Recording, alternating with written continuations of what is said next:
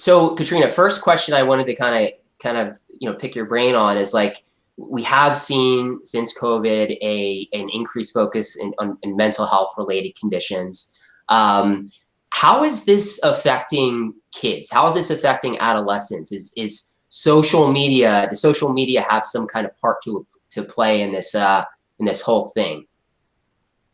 Well, we're seeing a negative response to COVID with children and adolescents for several reasons. One, they're not being socialized as much anymore.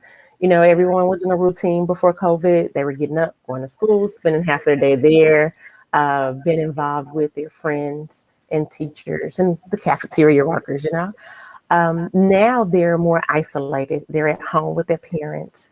They don't have the one-on-one attention that they had before, and they're not able to socialize with their friends. So there's a whole gamut of socialization that they're missing. So they're also having to form new relationships with their parents and their siblings, right? So therefore, they're learning new ways of dealing with people and not being socialized. It's having them to have this response of either depression. Sometimes you see a little ADHD or ADD that's kicking in that the parents really didn't have to deal with most of the time at school. And now that they're at home with the other children, if they have siblings and their parents not really having the coping skills that they need, we're seeing some negative effects of that. Interesting. And are these effects like how are these things, how are these effects impacting other students in the classroom if they are? I mean, everyone's on Zoom, or a lot of people are on Zoom these days. Is that something that's still impacting other students in like a virtual classroom setting? Well, it has the capability of doing that. But there's a whole nother thought process that goes with teaching virtually. Okay. So if a student is misbehaving virtually, then the teacher has to go through another set of assessments to make sure what is the cause of the child acting out. For instance, if the child was at school all day, right, the teacher would be able to monitor the student, you know, throughout the day. They can see what the influences are, what's going around on with the child during the daytime. Hmm. But on Zoom, the child is in a totally different environment. So Yeah. when you put the child on break, you don't know exactly what's going on in the environment. So you're not able to observe the client or the child like you normally would sitting in the classroom. Yeah. Um, Probably so have less of an ability to sort of control what's happening too. Like no timeouts or detention. It's a much harder right, in a virtual setting, right. I imagine. And then the other thing is that people fail to realize that sometimes school is a safe haven for children. Mm. Those children who have homes that are not, the AB home where everything is going great on the inside, which I'm not sure is a lot of that going on in America right now. Hmm. But um, school can be a safe haven. That this is a place that's safe. I can go and eat. I know that I'm safe. I don't have to worry about any danger. And it's people here that love me. So the children are missing out on that as well. Mm. So children and students have lost this safe haven, in part due to COVID and how they have to be online so much now. Like I imagine that there are signs of these behavioral and problems sort of starting to pop up. How can it? So it would sound like it's more up to the parents now. Correct me if that sounds wrong, to identify those things and take action on them. Does that sound right? That sounds absolutely correct. The misfortune in that is that when you send your child to school, those instructors or the principal or the counselor that's at school, they've been acclimated. They have been educated about mental health illnesses, different behaviors, the way children are supposed to behave in school and outside, or what's acceptable for their age, right? What's age appropriate behavior. Well, unfortunately, parents don't get a manual, right? This is age appropriate behavior. These are the things you need to look for if you think your child is experiencing ADHD or depression. They don't have the guidebook.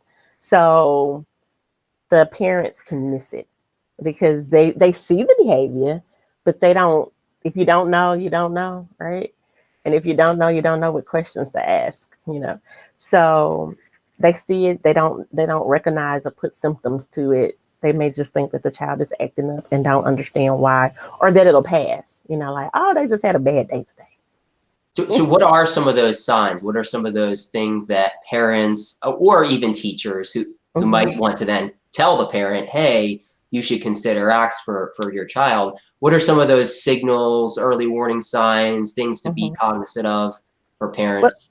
there are several early warning signs. And I'll put a disclaimer out there. Just because your child may have some of these symptoms, it does not mean that they have a mental health illness. It may mean that they may need a little counseling, or they need to be talked to a little bit more, or some information needs to be processed. Okay. Mhm. So, some of your first symptoms would be your child acting abnormal. And when I say abnormal, I mean they're acting different than what they normally act. Okay. I was gonna say all children So, are yeah, we abnormal, all and act they abnormal. But your child's demeanor, their temperance. Okay.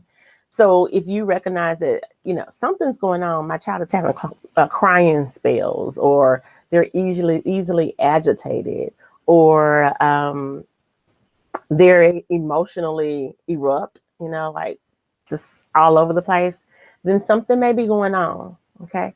And again, it may not be that they need to have a mental health diagnosis. It may need that they need to talk to someone to learn the processes of dealing with what they need to deal with. Because it just could be just a normal issue that they're not processing. Like, for instance, they may process that I don't have any friends anymore and nobody likes me, or I'm watching social media and all the kids are doing this, that, and the other, and I can't do it. yeah. So they have an outburst, right? It doesn't mean they have a mental illness. It just means that you need to process this information with the child so that they can understand what's going on. So, I come from a camp where it's like I know there's like a large belief, like, that certain individuals feel like the best way to kind of deal with these problems is to just kind of ignore it or deal with it, right? And just Right. just kind of keep going. So how does like just talking about problems help kids? Because I remember when I was a kid, like I didn't feel like I wanted to talk about anything. So Mm-hmm. how does number one, how does talking help for children? And Mm-hmm. number two, like how would a counselor or your counselors help them open up, help them feel Mm-hmm. comfortable to get to the point where they are able to share things that might be difficult about certain aspects of their life, whether it's on social media or school or otherwise. So you always want to keep the lines of communication open with your children, right? And it's so many things that you can do. If you sit down and watch their favorite show with them, most of the time, the show or the characters in the show will bring up different life situations that can be a story starter or an emotion starter where you can talk about what's happening on television, or you could bring up a scenario, right? Something that may be happening at work that you need to figure out, and you can have that discussion with your child and kind of get their input on it. You get their input and you give them additional scenarios or examples of how to solve the problem. And then you ask them if they're having some of those same issues. Like, well, can you relate to me? Is anything like that happening with you and your friends? So sometimes as parents, we kind of know what's happening with their child, and we just have to bring it down to their level to have that conversation so that you're able to hear how they process information and how they communicate back with you with their thinking. And so then you can put them on the right path, or the path that you think will help them. One other thing we need to make sure to do is have a network. You need to have your network of friends and family that your child feels free to communicate with, because your children may take refuge in another person that they relate to more Mm, so than mom or dad. It might be an sure. uncle or a grandmother, that they can go and talk to this person freely, knowing that the adult will quote unquote keep a secret. Sure. right? Keep a secret and help them through that process. Um, as long as the adults are on the same page and the secret is kept among the adults that this is what's going on, then your whole village can help your child, because it just takes a village to raise us. It takes a village to raise our children. Is that's simply what I hear, and so it sounds like there are certain things then like that a counselor can provide for a kid that child may not be is able to share with a parent or guardian type figure. Right. And so during this virtual world we're in, it's very important that you contact your school and find out who the counselor is at that school or who works with your child. Because some schools have 3 or 4 different counselors based on the alphabet of the child's last name, right?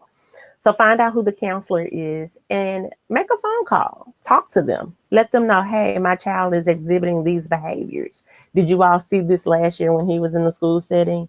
If so, what can I do? There are bunches of resources out there for you. You can also call your local mental health rehab agencies. Their PCP, you can get in contact with the child's PCP, or and then ask those questions, because they're doctors. They can lead you in point you in the right direction, or even answer some of your questions. Got it. Cool. So, you know, I'm trying to think, like, are there any other things that you would like parents or guardians to know about mental health, about behavioral health, particularly in this climate, before we break from our provider spotlight today? Yes. So you have to remember, parents, that your children are going to go through some emotional and behavior issues, okay? I don't want you to be overly stressed about getting help for your child, because we know that a lot of parents say, well, I don't want my kids to be medicated. I don't want them to go to a counselor. I don't want this in their record, right? Well, what you want to really focus on is making sure that your child is whole and that they are able to understand and learn coping skills. Okay. So just because you reach out to a counselor or a psychologist or someone, it could be someone in your church that does counseling for, the people there. It doesn't mean that it's going to go on their quote unquote record, right? They can teach them coping skills that can prevent the behavior from getting out of control. And then if they do need medication, it's okay. I need you to think about it as if your child was diagnosed with a heart issue, or let's say diabetes as a child, would you decide that you don't want them to go to the doctor and get help because they're going to be on meds for their heart condition or for diabetes? Any good parent would be like, no, we need to take them to the doctor. We need to do everything we can do to help my baby get better, right? So we want to do the same thing emotionally and mentally for our child if they're having those issues. Go ahead on, reach out there, get them some help. If they need to be on medicine, that's fine. Just make sure that you follow and you follow the doctor, and that you're monitoring the medication that their client is on or your child is on. And when you're monitoring the meds, make sure that you keep up with how your child is sleeping, and when they wake, how they're responding to the medicines then. And if it's not right, if you feel like, hey, my child is drowsy, they're just overly excited, then go back to the doctor and say, hey, this isn't working. Can we try something different, or a lower med, or a higher dosage of this medication? Because it's not working the way that I think it should. And get it adjusted, okay? Don't throw it away. Don't say, oh, this is just how he behaves on the medicine. Go back to the doctor and go back and tell them what's happening so that they can adjust it, just like you would do with any other medication that your child would take. So just don't be afraid to reach out for the help. Speaking up is super important. I imagine there are so many parents now who just also could benefit from the break of having their child being able to talk to someone else versus being at home all the time, with that background noise and whatnot. So, so for the folks listening, like I said, Katrina runs Superior Counseling in Louisiana. If you are located in Louisiana and you have a child that you think exhibits some of the things that Katrina mentioned today, feel free to reach out to Superior Counseling at superiorcounseling.care, and the URL will be in the description here. And Katrina also does consulting for organizations that are navigating this virtual care transition for counseling. Mm-hmm. So feel free to get in contact with her at that same website. And thank you for joining us today, Katrina. Thank you. I enjoyed myself. Looking forward to the next time. All right. Thanks, everyone. Take care. Bye-bye.